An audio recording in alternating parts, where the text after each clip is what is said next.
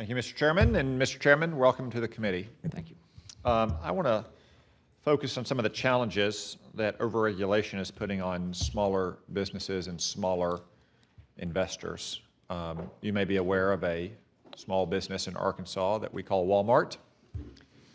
Somewhat large now. There's a time, though, when it was kind of small. It continues to provide lots of great jobs for Arkansans to provide their groceries and their kids' toys and their clothes and everything else under the sun. I have in my hand from 1970, the Walmart IPO document. Pretty thin, huh? 26 pages. 20 if you exclude the financials. It's Walmart's IPO from 1970. I have in my hand the Snap IPO document from just last year. 247 pages.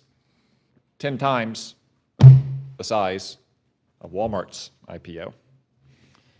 I think this explains one of the reasons why we have so many fewer IPOs than we once did, especially for smaller firms. I don't think you can attribute it simply to the dot-com boom from 20 years ago. After all, other developed countries have seen a 50% increase in listed companies over the same time period, and the types of those IPOs have changed as well. Many small cap IPOs have declined significantly here, gone overseas. That means ultimately that small investors, the kind of people that invested in Walmart based on this, a document that any high school educated person with a bit of business sense could understand, and became pretty wealthy on it over the years. As Walmart grew and their stock split, and they grew and their stock split, no longer has access to these kind of small cap growth companies. They go increasingly into the private market. They benefit only the most affluent Americans. So without saying that private markets are bad, could you please give us a list of the steps that you're taking or you intend to take that are going to encourage more initial public offerings in this country? So we've already taken a couple of steps. One is to allow more confidential filings, which under the Jobs Act has proven to be an encouragement for people to consider the public offering process.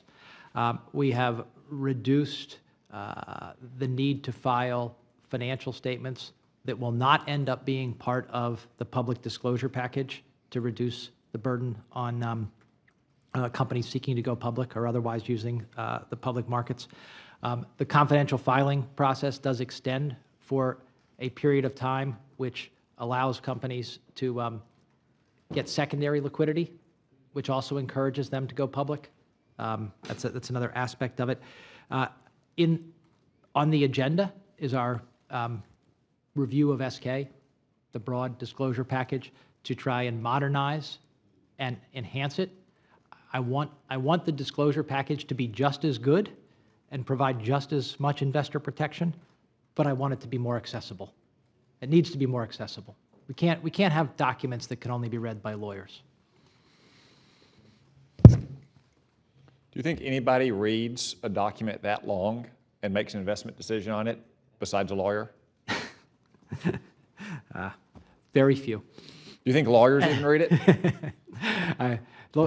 Lawyers do crazy things. I know lots of small mom and pop investors in Arkansas since 1970 read this document, and they made a lot of money off of it, and they provide a lot of jobs and a lot of affordable price quality goods. So I'm glad to hear you're taking those steps. A related story I want to tell and get your response to. President of a small broker-dealer in central Arkansas, really not much more than just a family-owned firm. He's got 6 people. Said that he wouldn't start that firm today, given the regulatory burden he faces. One example he gives is that Dodd-Frank expanded the Public Company Accounting Oversight Board oversight to include annual audits for all broker-dealers registered with the SEC. So that means that his 6-person firm now is held to the exact same auditing standards as a company the size of Walmart or Apple or Google or anything else. That means his costs have skyrocketed, and he doesn't think the quality of those audits are any better.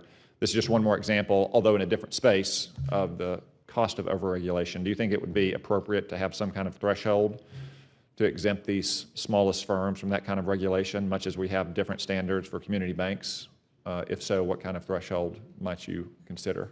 Yeah, Senator, I had a view, and it's been affirmed by my time at the commission, that one size fits all doesn't work in a lot of areas. Probably doesn't work in that area. Now, I also don't think that it should be you're either in or you're out. You're either in regulation or you're out. Once you decide that one size doesn't fit all, it becomes the real question, which is how do we scale it? Where do we put those? Where do we put those steps? That's how I intend to approach regulation in some of these areas. Said another way, if we have one size fits all in some of these areas, we're only going to get one size. I agree, and I appreciate that.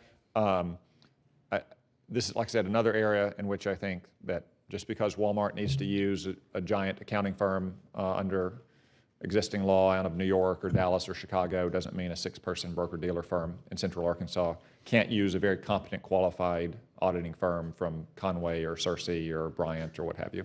Thank you. Thank you. Thank you, Senator.